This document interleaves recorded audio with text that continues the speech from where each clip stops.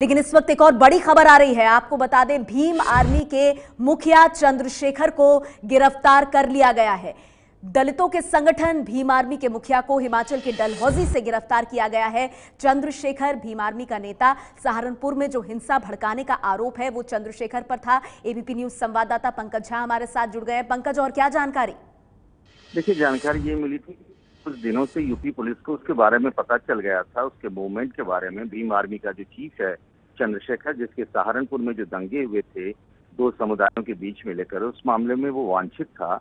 इससे पहले जालंधर में था वो। और अभी जो जानकारी मिली है, यूपी की ADG law and order Aditya Mishra ने बताया है कि हिमाचल प्रदेश में डलहौजी से उसे गिरफ्तार किया गया है और अब चंद्रशेखर को सहारनपुर, जहां पे उसके खिलाफ मुकदमे हैं, वहां लाया जाएगा। तो पंकज, ये जानकारी देते हुए कि डलहौजी से गिरफ्तार करके अब सहारनपुर, जहां पर मुकदमे चल रहे हैं चंद्रशेखर के ऊपर, भीम आर्मी का मुखिया नेता, सहारनपुर में दो गुटों के बीच जो हिंसा हुई थी उसे भड़काने का आरोप चंद्रशेखर पर लगा। आपको याद होगा एबीपी न्यूज पर जब चंद्रशेखर से हमने बात की थी, क्योंकि पुलिस नहीं पहुंच पा रही थी, लेकिन हम पहुंचे थे चंद्रशेखर तक, तो पहले तो चंद्रशेखर की तरफ से कहा गया था कि वो सरेंडर करना चाहता है, फिर बाद में यह कहा गया कि उसे भरोसा नहीं है सरकार पर, और अब गिरफ्तार किया गया है हिमाचल के डलहौजी से। एबीपी न्यूज संवाददाता पंकज झा लगातार हमारे साथ बने हुए हैं। पंकज, एक बार दर्शकों की जानकारी के लिए बताइए, सहारनपुर में दरअसल किस तरह का संघर्ष और हिंसा हुई थी जिसके चलते आज चंद्रशेखर को गिरफ्तार किया गया है? देखिए, सहारनपुर में जो पहले कई घटनाएं हुई थी, पहले तो एक रविदास मंदिर में बुद्ध की मूर्ति लगाने को लेकर के विवाद शुरू हुआ था।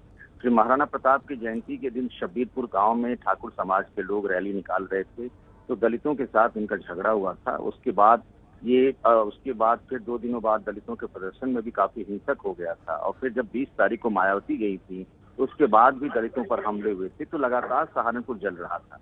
इन पूरे मामलों में एक दलित भीम आर्मी नाम के संगठन के बारे में पता चला, जो पिछले 2-3 सालों से वहाँ सक्रिय था। और चंद्रशेखर ही वो व्यक्ति है जो कि इसका मुखिया है। जंतर मंतर पर भी प्रदर्शन हुआ था, तब भी पुलिस को इसकी तलाश थी। और इसने खुद, जैसा आप बता रही थी एबीपी न्यूज से बातचीत में, उसने कहा था कि वो सरेंडर करेगा।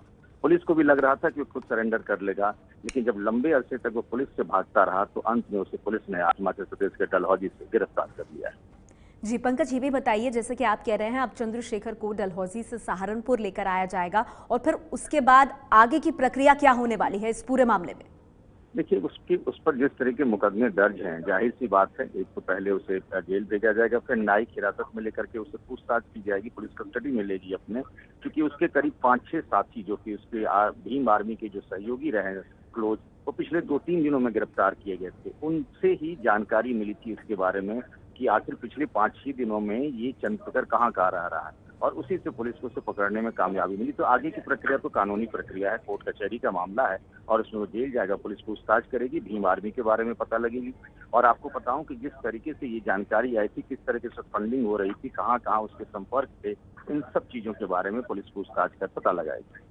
हालांकि पंकज, अगर मैं गलत नहीं हूं तो शुरुआत में जब ये हिंसा काफी भड़की थी, फिर इसे शांत करने की कोशिश की गई थी, तब पुलिस की भूमिका पर भी सवाल उठ रहे थे। ये कहा जा रहा था कि मीडिया अगर चंद्रशेखर तक पहुंच सकता है तो पुलिस क्यों नहीं पहुंच पा रही?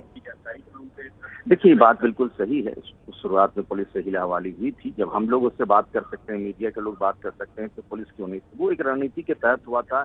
उसने बात की, वो खुद सरेंडर कर दी, क्योंकि उस वक्त जो इस तरीके से हालात वहाँ बहुत गर्म थे, तनावपूर्ण थे, उस हालात में उसे गिरफ्तार करने पे वो एक उसकी छवि हीरो की तरह बनती, जिससे पुलिस बचना चाह रही थी। अब जब सहारनपुर में हालात धीरे धीरे सामान्य हो रहे हैं, तब पुलिस ने उसे गिरफ्तार किया है। इसे पंकज, अगर कामयाबी के रूप में देखा जाए तो कितनी बड़ी कामयाबी मानी जाए? क्योंकि सहारनपुर में जो कुछ हुआ उसके बाद योगी सरकार के मैनेजमेंट पर सवाल उठे, फिर काफी वक्त तक चंद्रशेखर गिरफ्त में नहीं आया, और आखिरकार अब जब उसकी गिरफ्तारी हुई है तो इसे कैसे देखा जाए?